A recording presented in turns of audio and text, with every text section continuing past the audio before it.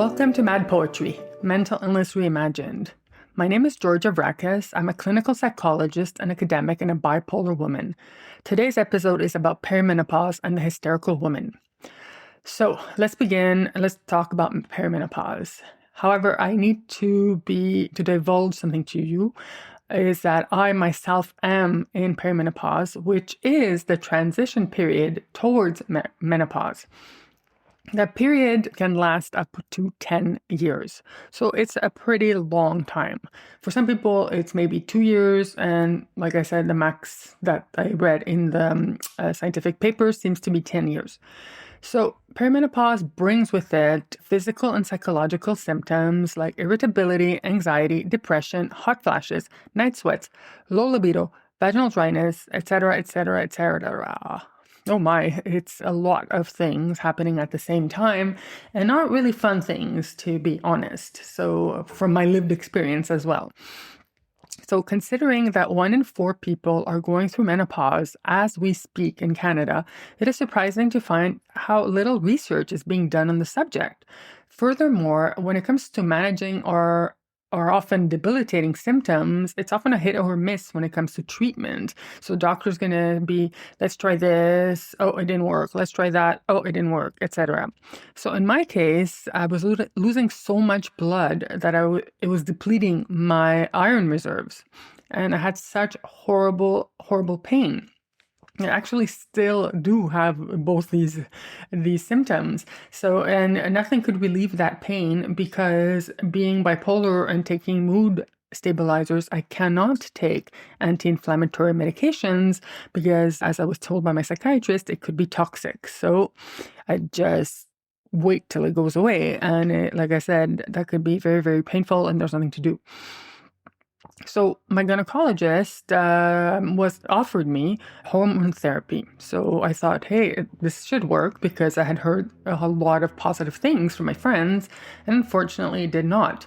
Then I underwent surgery to burn out the lining of my uterus, which apparently works great for many women. Unfortunately, I was not one of those women.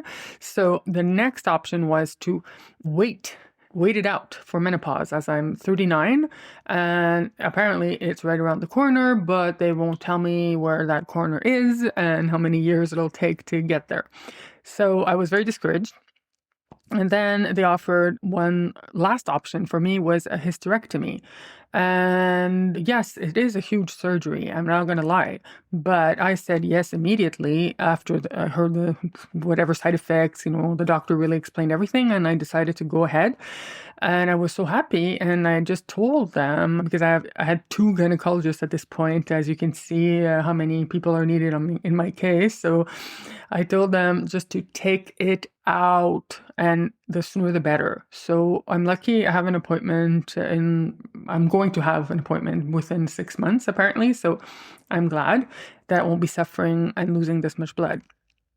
And so I don't know if you know this, but perimenopausal women are often described as erratic, moody, hysterical. So I had heard about it, obviously, but got me thinking. And so this brings me to the hysteria portion of this episode. So when you look at the word hysterical, it comes from the word hysteria, which is a Greek word meaning uterus. So hysteria was used to describe a plethora of physical and psychological ailments in women. So the first time we saw this word was in 1900 before Christ in Egypt. And well, after in the following centuries, we saw that women would get this diagnosis of hysteria.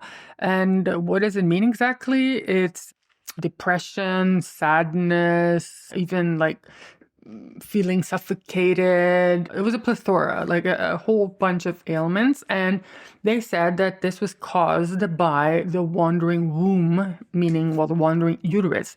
So the physicians back then thought that the uterus would move around in a woman's body, up and down and all around. And all this movement was causing many problems in women. And so that was a cause. The cause there's a variety of causes explaining why the the womb kept moving, and back in the day. And some of them were, well, like I said, they were eclectic. So one of them was having a lack of orgasms. That was a definite one of the causes. Another one was not being married. Another one was, Satan in the Middle Ages. So basically, when the doctor didn't know what you had, well, then it was Satan. Hysteria was Satan. And so that was the diagnosis. I mean, the cause, sorry. And then they found more biological and psychological causes as time went by, 17th, 18th, 19th century, including Freud and his psychological explanation for hysteria. So the treatments were as eclectic as the causes. So, well, the first one being, hey, if you're not having orgasms, then your treatment will be orgasms. So that was pretty straightforward. In other cases, it was, ingesting toxic herbs, which, they're poisonous. So I'm not sure how well they worked for the woman. Smelling salts or other types of scents that the woman would smell to either push the uterus down or up, and sometimes even putting those kind of things that didn't smell good or bad, basically between the woman's legs, depending on if we wanted to attract the womb downwards or upwards. So that's the examples. And there was one too that I had to share because it has to do with the medieval times and how the cause was Satan in these women. So what they would do back then, they would drill holes in the woman's skulls so the Satan would escape and get out, and in that way cure the woman. So what is also, there's something surprising for me that came up in my research of this concept. And I found out that the diagnosis was officially, formally recognized by the American Psychiatric Association until 1980, where they took out this diagnosis from the Diagnostic and Statistical Manual, which is the psychiatrist's Bible. So with all the mental illnesses in it. So they took it out in 1980 only, and because they considered it obviously misogynistic and outdated, so they took it out. So that was a good thing, but unfortunately, the hysterical woman remains. Even if we take the hysteria out of the book, the hysterical woman remains. But you think about it, and I thought about it, and I think she is us women and we are her. So maybe it is time for us to reclaim that word. Much as the mad woman has reclaimed madness as a source of strength, maybe reclaiming hysteria, redefining it to make it our own in a way that doesn't dismiss or oppress us as hysteria did back until 1980. Now I'm going to go to the poem I wrote about perimenopause. I hope you like it. And that's how we're going to end our podcast. So it's called I Rue the Day. I rue the day I entered perimenopause. I did not see it coming. I just woke up one night shivering, soaked to the skin from the night sweats, or was it the hot flashes? I don't know. I rue the day I started hemorrhaging blood, monthly, then bi-weekly, carrying with it precious iron running down my legs onto the bathroom floor. I rue the day I started feeling pain so intensely I could only lie in bed in a fetal position, clutching my belly, feeling feral, refusing anyone's presence and consoling words. I rue the day my pain was dismissed by the doctors as being normal for a woman my age. I rue the day I was told that I had to be patient and wait for menopause. I rue the day we're told nothing about what was coming by our mothers and then by our doctors who don't know what to do with so much blood. They give us pills and send us home disheartened, where we paint the walls of our homes with our blood. So that brings us to the end of the podcast. First, I want to thank you for listening.